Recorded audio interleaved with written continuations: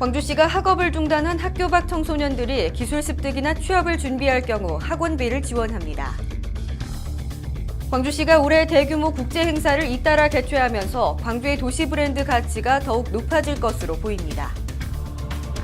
광주시가 자치구별로 창조마을 순회 주민설명회를 개최하는 등 올해 창조마을 신규 사업을 확대 추진합니다.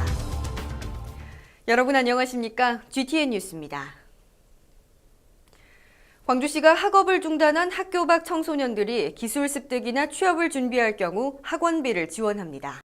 광주시는 상담 지원 정보 채널 다양화, 대안 프로그램 내실화, 진로와 취업 체험 강화, 유관기관 네트워크 활성화 등을 올해의 학교 밖 청소년 사업 계획 방향 4대 과제로 설정하고 이를 적극적으로 추진한다고 밝혔습니다. 우선 학교를 떠난 청소년과 부모에게 필요한 정보 제공을 위해 학교 밖 지원센터에 상담교사 2명을 배치하고 대안 프로그램 개발과 더불어 징검다리 배움터 운영 지원 사업 등도 실시할 예정입니다. 센터를 이용하고자 하는 청소년은 광주시청 청소년팀, 광주시 학교 밖 청소년 지원센터나 센터 홈페이지를 통해 문의하면 됩니다. 광주시가 올해 대규모 국제 행사를 잇따라 개최하면서 광주의 도시 브랜드 가치가 더욱 높아질 것으로 보입니다.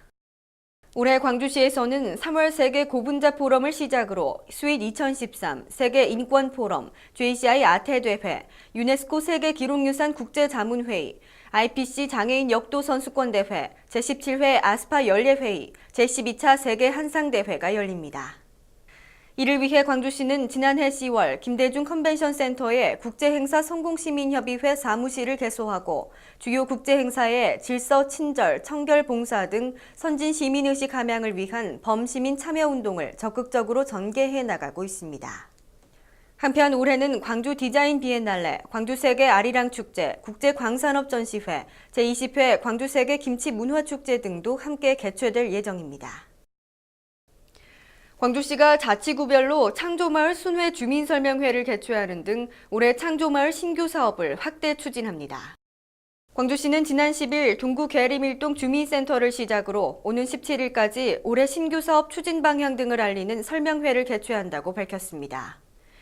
특히 2011년부터 시작한 5개 시범마을과 지난해 추진하고 있는 5개 창조마을에 대한 사업평가 결과에 대해 설명하고 사업계획 수립 단계에서부터 실효성을 확보할 수 있도록 전문가로 구성된 지원팀의 자문을 받도록 할 계획입니다.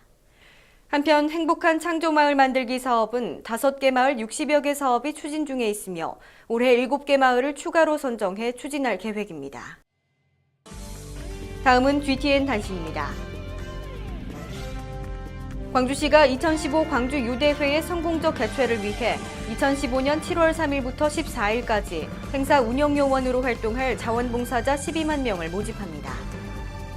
1997년 7월 3일 이전 출생자로 10명 이상의 소속원이 참여할 수 있는 각종 단체는 신청 가능하며 통번역, 경기지원, 일반 안내 등의 분야에서 활동하게 됩니다.